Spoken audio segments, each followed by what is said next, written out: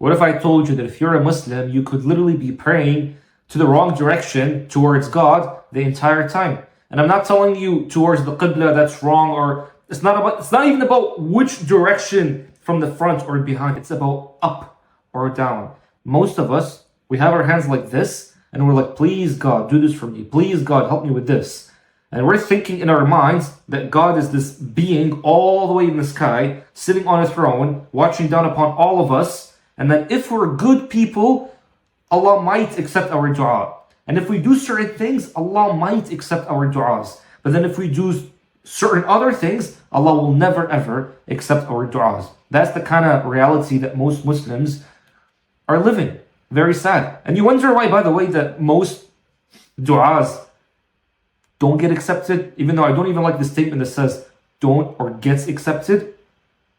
This is what we're going to be talking about today in this video. God is not in the sky. Where truly is Allah? Allah Himself says, وَنَحْنُ أَقْرَبُ إِلَيْهِ مِنْ حَبْلِ الْوَرِيدِ. We are closer to Him, which is you, than the jugular vein. Where's the jugular vein? Right here. But there's a different video where I went very deep on the word حَبْلِ الْوَرِيدِ, and just think of it like it's something closer than your own breath, than your own blood, which means that God is closer to you than your own blood, which is something very, very beautiful. Allah Himself says, وَفِي أَنفُسِكُمْ أَفَلَا تُبْصِرُونَ. The ayat of Allah are within you. Are you now going to start realizing it? Are you now going to start seeing it finally? So what I'm telling you is that the thing that you've been searching for your entire time has actually been within you the entire time. But then now you might be asking me things like, well, if God is within, how do I not see it? Or why can I not feel it? Why can't I hear the divine? And I'll be telling you it's because there's a beautiful ayah where Allah says, فَإِنَّهَا لَا تَعْمَى الْأَبْصَارِ وَلَكِنْ تَعْمَى الْقُلُوبِ الَّتِي فِي الصُّدُورِ. Now again, in a different video, we talked about how the word qulub could literally mean this right here. It could mean the actual brain itself, and sudur or the skull. Regardless of what the word qulub is, whether it's this or this, it doesn't really matter.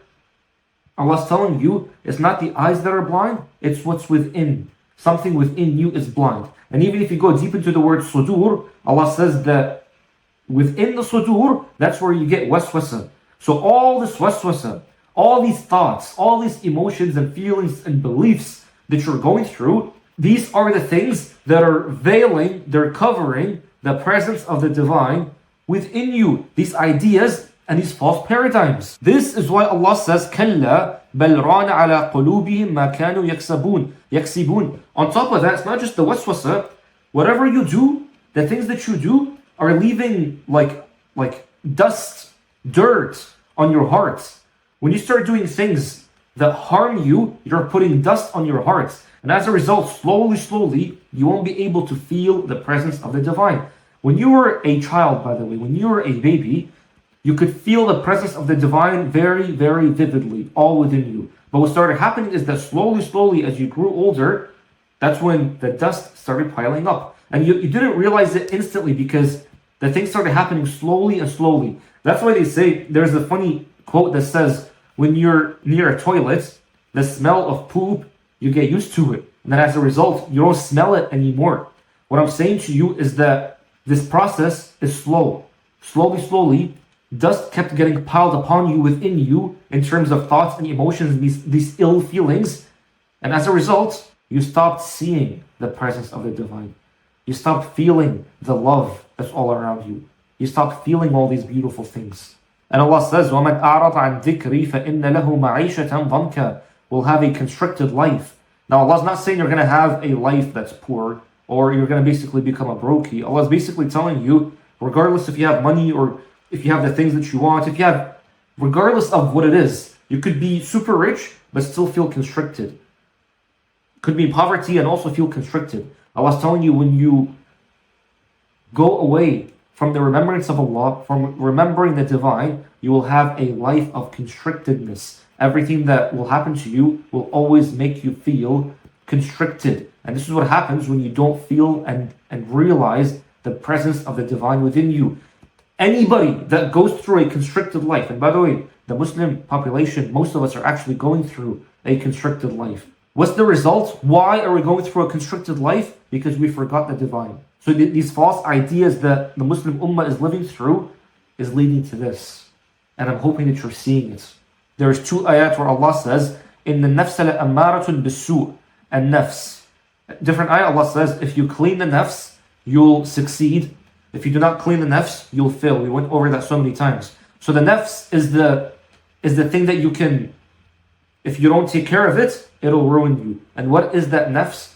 Think of it like the ego, your thoughts, your emotions, your beliefs, your paradigms. That's what the nafs is, your inner world. If your inner world is negative, dirty, it'll keep commanding you to doing things that keep harming you.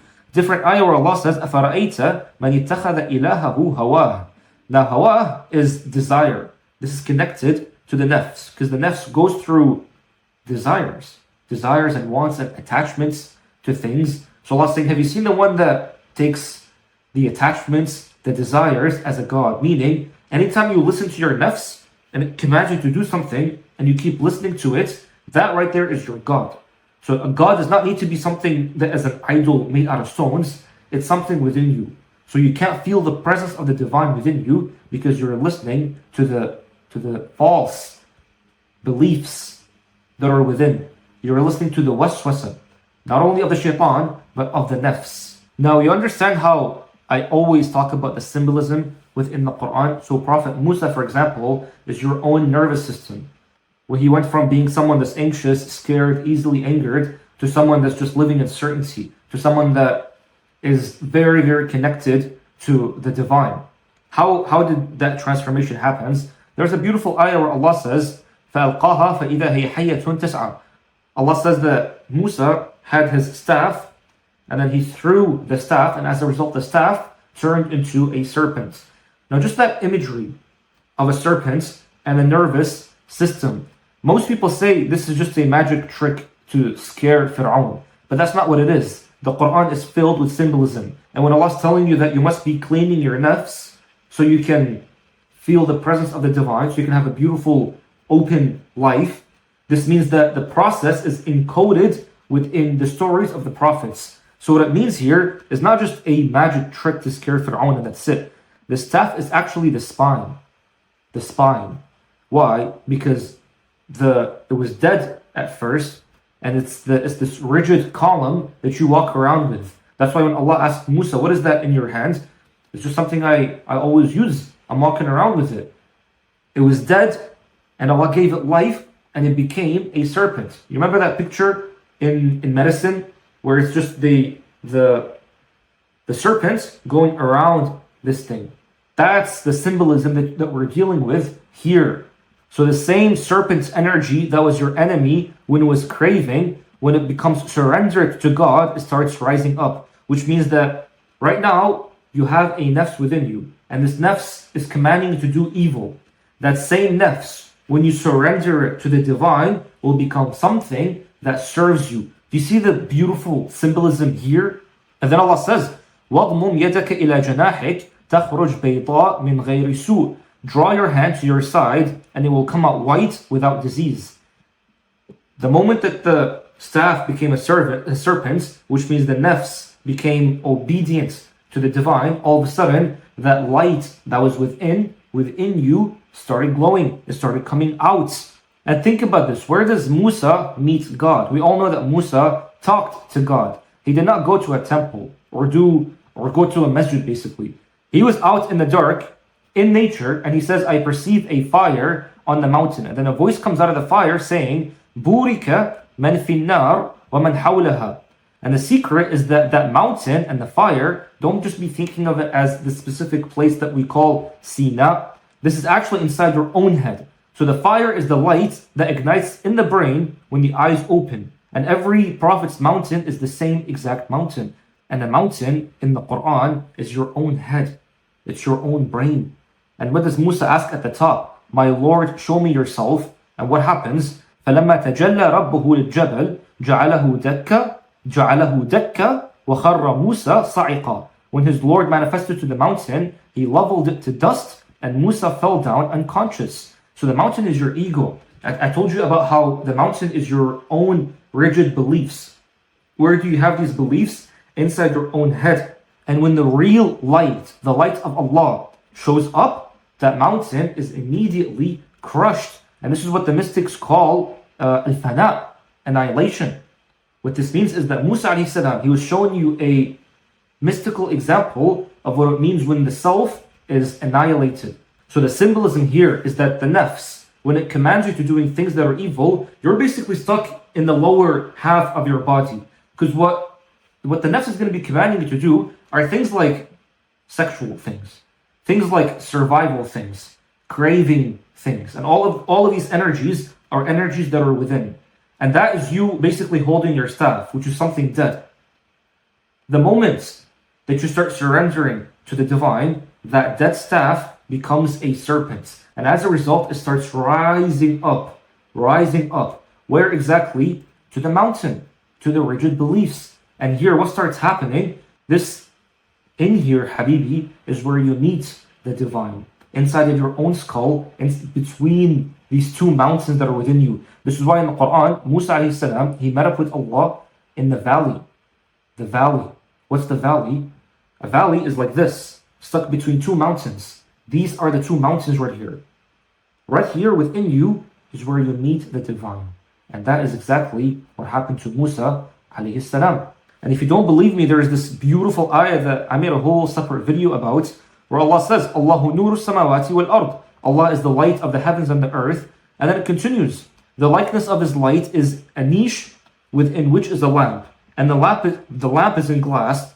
The glass is as if it were a brilliant star and is lit from a blessed olive tree, neither of the west nor the east, whose oil would almost glow, even if no fire has touched it, light upon light. This ayah is literally describing the pineal gland. Where do you find the pineal gland? Right here, between the two valleys. What does it look like? Zaytun, an olive.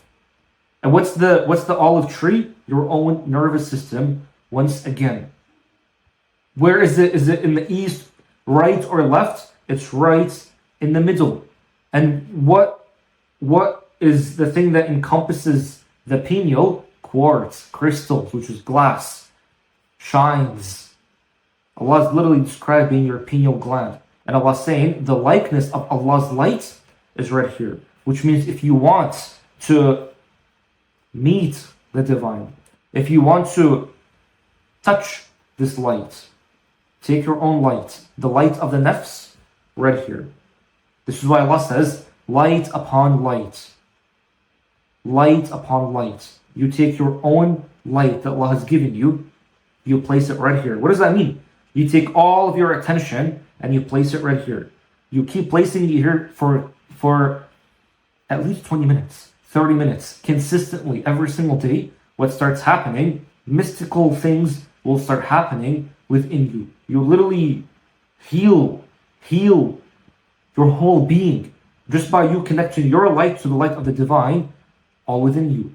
The symbolism within the Quran is so beautiful. If you start decoding it, you will realize that it's such a beautiful manual towards the soul that's within you. And now you're going to be asking me, like, how did this even get inside of me? فَإِذَا سَوَيْتُهُ وَنَفَخْتُ فِيهِ مِنْ رُوحِي فَقَعُوا لَهُ سَاجِدِينَ. Allah says that when I created the human that was made out of clay, that clay was nothing. But that clay became something when Allah breathed into that clay from His own spirit. Which once again means there is something very, very precious and divine within the human being, which is you. So once again, how do you light this up? How do you wake up the serpents and open the eye? Allah says, أَلَا بِذِكْرِ اللَّهِ تَطْمَئِنُّ الْقُلُوبِ. With the remembrance of Allah, the hearts will find ease. And I told you once again, the heart could mean this or this. Regardless, by the way, both areas right here, both areas are equally as important. Now, dhikr, Allah says, وَاذْكُرْ رَبَّكَ فِي نَفْسِكَ تَضَرُّعًا وَخِيفًا وَدُونَ الْجَهْرِ مِنَ الْقَوْلِ بِالْغُدُوِّ وَالْآصَالِ وَلَا تَكُنْ مِنَ الْغَافِلِينَ. Ghafilin are the ones that are just heedless of everything, that are just not even here. Allah's telling you, remember Allah, remember the divine within yourself. And don't be of the ones that are ghafilin. Don't be of the ones that are distracted. Which means when you sit within yourself, not even using speech and you place all your attention within. Specifically, where within? Right here, because Allah Himself told you that the presence is here. The light of Allah is there. That's why the symbolism within Ayatul Nur. So you place your attention, all of it right here, morning and night, and that's where something very, very beautiful will start happening. You ask me, what's going to start happening? You are supposed to know by your own self. This is not something that is similar to every single human being when they go through this. Every single person is going to have their own mystical experience. And once again, Allah says, إِنَّ اللَّهَ لَا يُغَيِّرُ مَا بِقَوْمٍ حَتَّى يُغَيِّرُوا مَا بِأَنفُسِهِمْ. Which means the change must start happening inside. And the change happens like this. When you take your attention and you place it somewhere within you. Where specifically? At the pineal. Right here. Once again, Allah says in a beautiful ayah, أَوَمَنْ كَانَ مَيْتًا فَأَحْيَيْنَاهُ وَجَعَلْنَا لَهُ نُورًا يَمْشِي بِهِ فِي النَّاسِ. Allah saying is the one who is dead and we gave him life and we made for him a light by which he walks among the people. Is he the same as the one that does not have that? Which means that this light could be granted to you. You could be granted this beautiful light. And how do you get granted this light? By doing the dhikr that Allah tells you to do.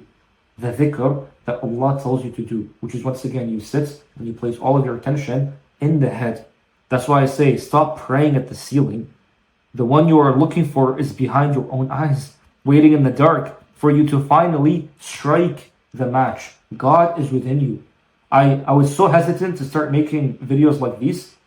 Its oil would almost glow even if no fire touched it. This fire is self-luminous. I was so hesitant to make videos like these. But people have been asking me, how do I get my du'as accepted? How do I like just get connected to Allah? I don't even want the money. I don't even want the things. I just want to be with Allah.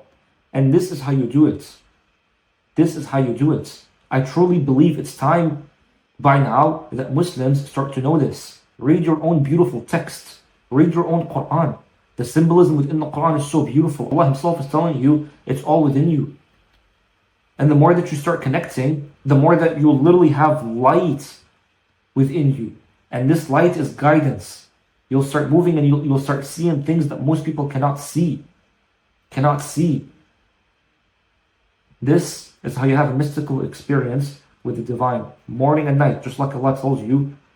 Sit for 20 minutes and remember Allah within you. Don't be amongst the ones that are distracted. Place all your attention here.